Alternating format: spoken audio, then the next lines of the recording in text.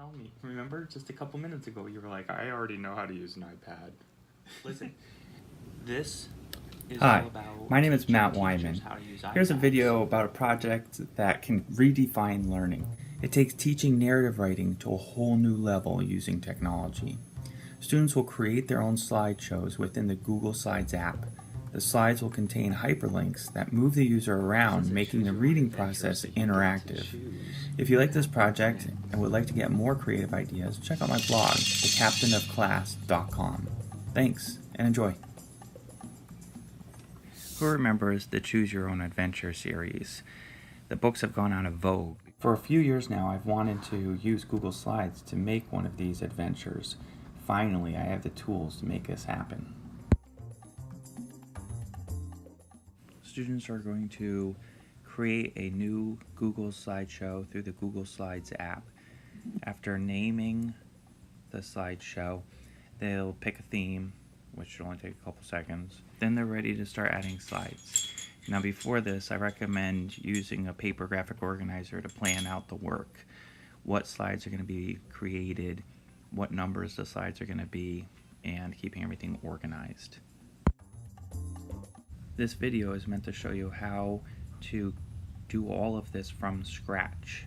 In this way, you'll see how to manipulate the Google Slideshow app, creating text boxes, reshaping text boxes, changing colors, changing backgrounds, linking boxes, linking texts, etc. At the end of the video, I provide a link to the actual Google slideshow that I made so that you could potentially make a copy of it and share it with your students.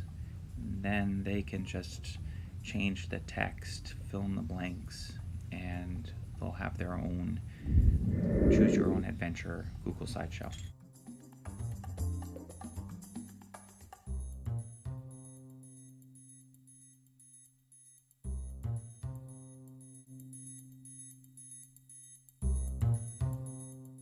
Making this Google Slideshow interactive project on the iPad was challenging, but that's mostly because I hadn't figured everything out before starting.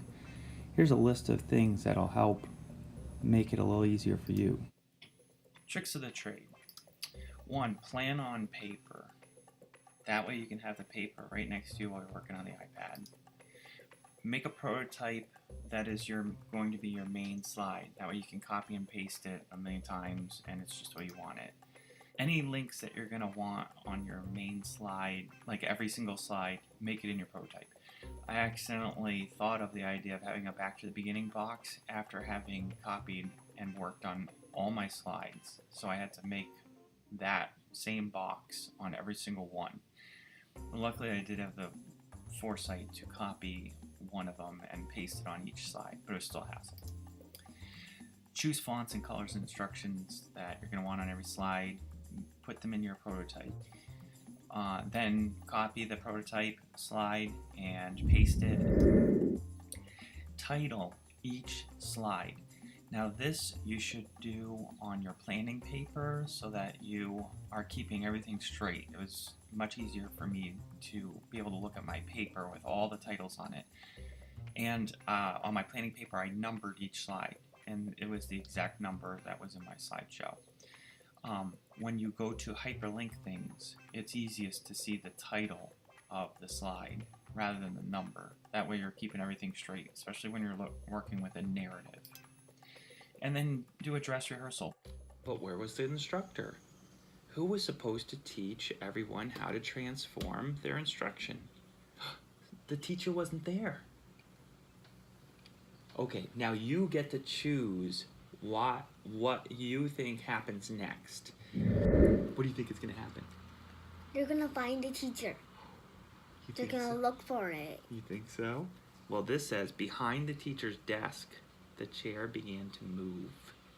Then a person emerged from under the desk. He sat in the chair. It's the teacher. It is the teacher. That's all it says. Now we have to decide what happens next. Okay. Did the teacher hide under the teacher's desk because he was afraid? Or was it all a joke? I think it's all a joke. You think it's a joke? Okay, touch that square. It was a joke. Hi, everybody. My name is Sam. Was I right? You are, well, yeah. We're making up the story as we go. You're always right because you get to choose what happens next. That's the beauty of it. Well, that's it. I hope you enjoyed the video or at least found it useful. Here comes the tiny URL that'll bring you to this Google slideshow that you can use with your students. Also, a QR code might be helpful. Put your iPad into camera mode and you'll get right to it. Good luck! Don't let one experience with a lesson or form of technology kill your willingness to use iPads in innovative ways. Start over. Go back to the beginning. Good luck. Look at that. We can touch that box right there where it says back to the beginning and start all over again.